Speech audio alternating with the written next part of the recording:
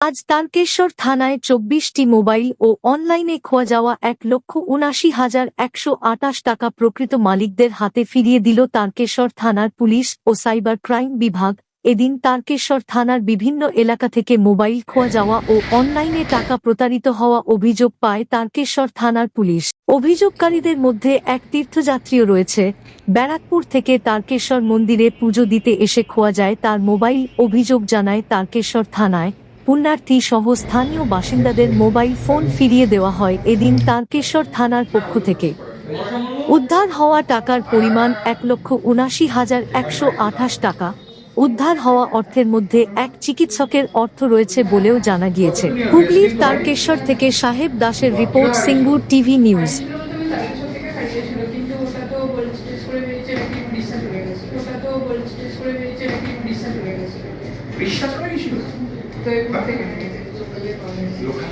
কিভাবে হারিয়েছিল?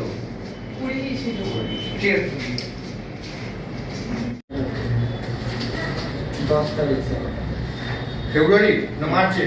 মার্চে। কিভাবে হারিয়েছিল? স্যার মোবাইল পুজো দিতে গেছিলাম, পকেট দিয়ে ঘরকে নিয়েছিল। জায়গা বাড়ি তোমার? নিউ ব্যারাকপুর। নিউ ব্যারাকপুর, ঠিক আছে।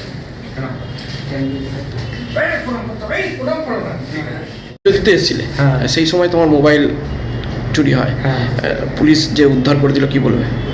অসংখ্য ধন্যবাদ। এই জন্যে আমি তো ভেবেছিলাম পাবো না, কিন্তু এই স্যাররা সেদিনকেও ছিল আমার পাশে, আজকেও থেকে আমার পাশে মোবাইলটা দিয়েছে, সেটাই অনেক আমার কাছে। কেমন লাগছে মোবাইলটা হাতে পেয়ে এখন? খুব ভালো লাগছে। কোথায় বাড়ি তোমার? আমার বাড়ি নিউ ব্যারাকপুর। নিউ ব্যারাকপুর, ওখান থেকে এলে হ্যাঁ। এখানে কি পুজো দিতে এসেছিলে? হ্যাঁ। পরিবার নিয়ে? হ্যাঁ হ্যাঁ, সেদিন পরিবার নিয়ে এসেছিলাম। কি নাম তোমার? সুমিত পোদ্দার।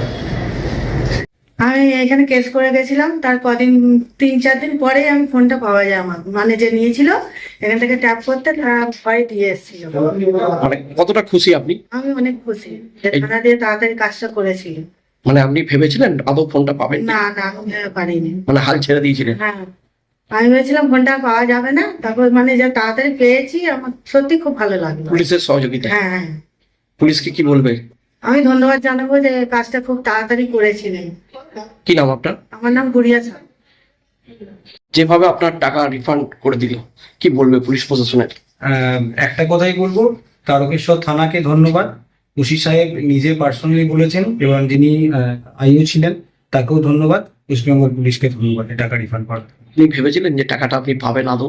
আশা ছেড়ে দিয়েছিলাম, কিন্তু এখানে আসার পর আমার প্রবলেমটা অনেকটাই মিটেছে।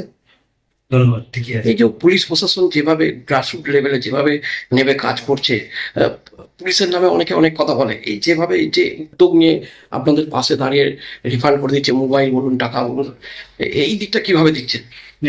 এই উদ্যোগটা মানে সততই খুব ভালো একটা উদ্যোগ। সাধারণ মানুষকে একদম সেই তৃণমূল স্তরে নেমে পুলিশের এই সহযোগিতা মানে প্রশংসার যোগ্য। একদম ধন্যবাদ পুলিশকে। কারণ পুলিশকে তো ২৪ ঘন্টা কাজ করতে হয়, সংসার ছেড়ে রেখে তারা পরিষেবা দিচ্ছে। সেই জায়গায় ধরুন এগিয়ে এসে আপনাদের নিজেদের পরিবার পরিজন ছেড়ে ওনারা এসে সাধারণ মানুষের জন্য যেটা করছেন, তার জন্য মানে কোনো ধন্যবাদই যথেষ্ট নয়। তা সত্ত্বেও ধন্যবাদ জানাচ্ছি, এবং আমি নিজে পার্সোনালি খুব হ্যাপি যে আমি রিফান্ড পেয়েছি। কত টাকা রিফান্ড পেয়েছেন? আমি টোটাল ছিল ৮৪ মতো, ৭২ মতো পেয়ে গেছি। আশা করছি পুরোটা হয়ে যাবে। কিভাবে টাকাটা আপনার গিয়েছিল?